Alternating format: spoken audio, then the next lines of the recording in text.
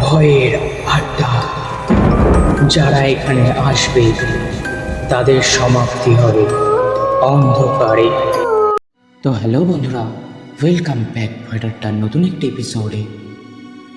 তো আজকে যে ঘটনাটি আমাকে পাঠিয়েছে তার নাম অভিষেক। তো অভিষেক যেভাবে ঘটনাটি বলছে আমি ঠিক একইভাবে পড়ে শোনাচ্ছি। তো আজ যে ঘটনাটি আমি বলবো এটা কোনো বানানো গল্প বলছি না। লিখতে বসার আগেও কয়েকবার ভেবেছি লিখব কি না, কারণ শহরে থাকলে মানুষ এসব কথা সহজে বিশ্বাস করে না, সব কিছু যুক্তি খোঁজে। আমিও আগে সেই রকমই ছিলাম। ভূত, অপদেবী এসবকে কুসংস্কার ভাবতাম। গ্রাম হলে হয়তো মানাতো, কিন্তু শহরে আলো, মানুষ, গাড়ি ঘোড়া সব কিছুর ভিড়ে এসব কি সম্ভব? কিন্তু কিছু ঘটনা আছে যেগুলোর কোনো পরিষ্কার ব্যাখ্যা পাওয়া যায় না। তো এমনই একটা ঘটনা আজকে আমি বলতে চলেছি। তো বেশি কথা না বাড়িয়ে ঘটনায় যাওয়া যাক। তো এই ঘটনাটা আজ থেকে প্রায় 15 বছর আগে। আমি তখন শহরে এক পুরনো এলাকায় থাকতাম। যেখানে থাকতাম সেখানে দিনের বেলায় সব স্বাভাবিক, কিন্তু রাত হলে রাস্তাটা অদ্ভুতভাবে ফাঁকা হয়ে যেত। স্ট্রিট লাইট থাকলেও আলো ঠিকমতো রাস্তায় পড়তো না। কেমন যেন রাস্তাটাকে অন্ধকার অন্ধকার লাগতো। তো সেদিন অফিস থেকে ফিরতে একটু দেরি হয়ে গিয়েছিল।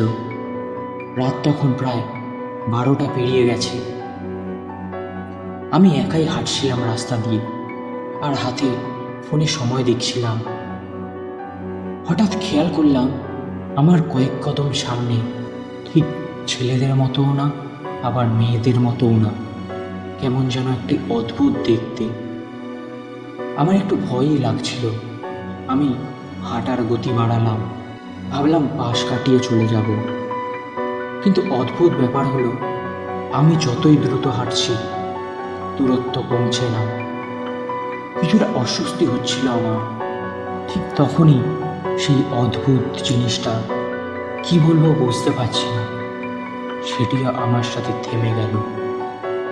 আমি তখন পাশ কাটাতে গিয়েই তার মুখটা পরিষ্কার দেখলাম।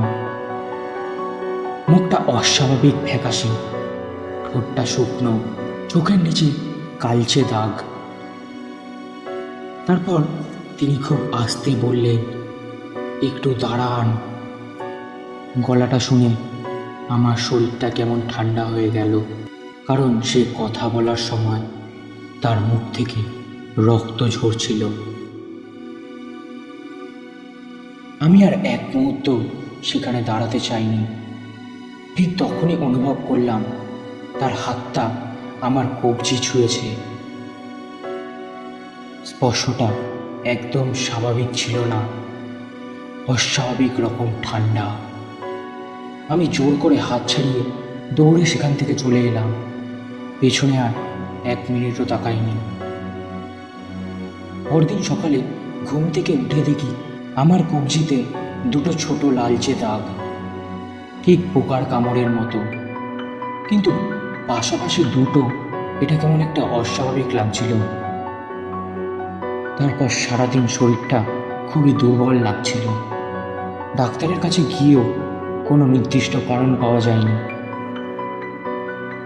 কয়েকদিন পর ওই এলাকার এক পুরনো লোক আমাকে হঠাৎ জিজ্ঞেস করেছিল, রাতে কি তুমি ওই রাস্তাটায় একা হেঁটে যাচ্ছিলে?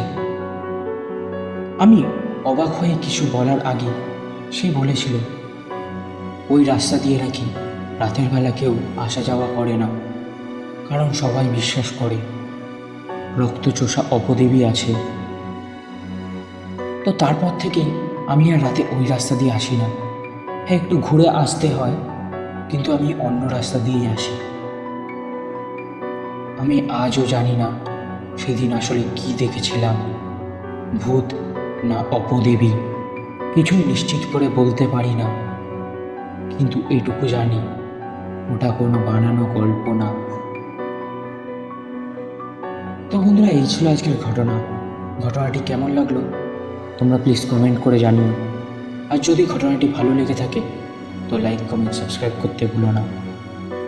তো চলো, আবার দেখা হবে নতুন একটি ঘটনায়।